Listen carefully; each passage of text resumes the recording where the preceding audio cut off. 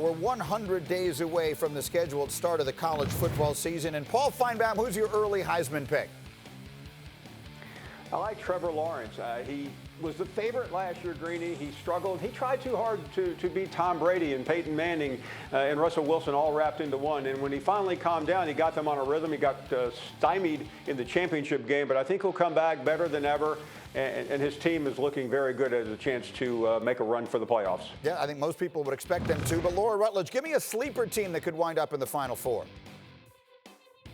I'm going to give you the Florida Gators. I think they are positioned well to potentially be there. They've got Kyle Trask, who figures to be one of the better quarterbacks in the SEC, and Dan Mullen has just been waiting to get that offense going at an even higher clip than it already was. They'd have to get past Georgia, which would be a tall task, but it would be a great feather in their cap if they could do it ahead of the playoff. And then finally, Paul, who do you have when it's all said and done winning the championship?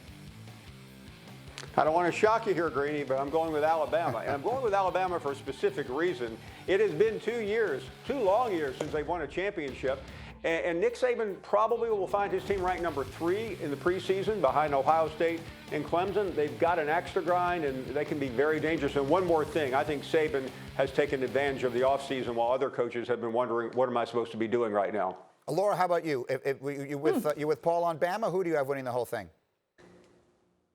I have Clemson winning the whole thing. I think they obviously have some positions to replace, but they return so much with Trevor Lawrence, who, by the way, has not forgotten about that loss to LSU in last season. He's going to want to come out with a vengeance and prove that he really is the top guy in college football and the top guy in the draft. Plus, Justin Ross is the wide receiver. They have so much on the offensive side that even some of the things they might need to work on defensively after losing Isaiah Simmons, I think they're in a really good position to win it all this coming season. Well, look, we've talked so much about whether or not there'll be fans in the state. Let's talk a little football here for a moment. Clemson always feels like a good pick to me, Paul, because they have the easier path, the far easier path to get there from the ACC. Alabama didn't even make it out of the SEC last year, but LSU lost so much. Who is Alabama's primary competition this year in the SEC? Georgia, and they could face Georgia twice. I know Laura picked Florida, but sorry, she's going to have to be wrong about this one. Georgia plays Alabama September 19th on the schedule in Tuscaloosa, so that's an advantage Alabama. Alabama has Southern Cal in the first game. Whether that game comes off, we don't know.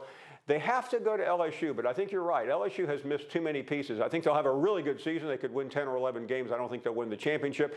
And then they have Auburn at home, and we'll probably have to face Georgia again. So Georgia is the nemesis, or could be the nemesis. Laura, what Alabama has not won, as Paul mentions, they've not won the last couple of years. Generally, they've not won with what they became, which is this high-flying offense led by the spectacular quarterback in Tua Tagovailoa. I know that he won the championship in the overtime the year before, but that was sort of coming off out of the bullpen, if you will.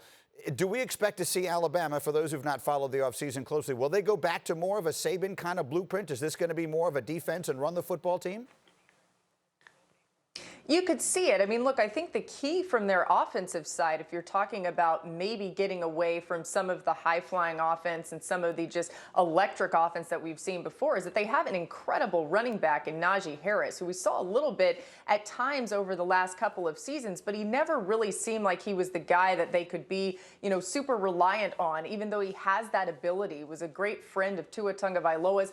I think Najee Harris could be key to them really kind of getting back to what you mentioned, more of the ground and pound offensive philosophy, and then really getting the defense shored up in a way that, they would say this is more what Alabama's defense is supposed to be. Last year, they dealt with a ton of injuries that influenced that, and I think that was a big part of what happened with them, especially down the stretch. You think about that Iron Bowl that was one of the highest scoring, if not the highest scoring ever, had to do with the defensive breakdown on Alabama's side. So I'm with Paul on the idea that I think they will be a lot better when it comes to what Saban expects out of this team. That's how he built the dynasty down there that he won. Let me go quickly back to Trevor Lawrence, because we've been hearing from, I think Mel, we had this conversation, and I know Bobby Carpenter, is that Trevor Lawrence, when it's all said and done, may not even wind up being the first quarterback taken in the draft next year, the first pick in the draft next year, because the kid at Ohio State has everybody going. Paul, what do you think the chances are? We would never have guessed that Joe Burrow would be the first pick in this past year's draft,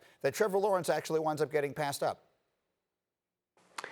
I don't think it's very high, and I'm not a recruiting or an NFL draft expert. I'm just giving you an honest opinion from the end of the bar. But Trevor Lawrence, to me, just is the personification of an NFL player. Justin Fields is extraordinarily good. Remember, Justin Fields started at Georgia.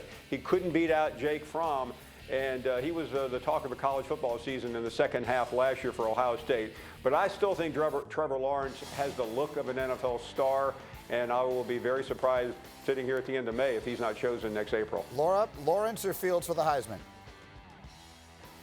I would go ahead and say Justin Fields wins the Heisman, but I think that's going to have to do more with the type of games, the type of competition that Ohio State is going to have.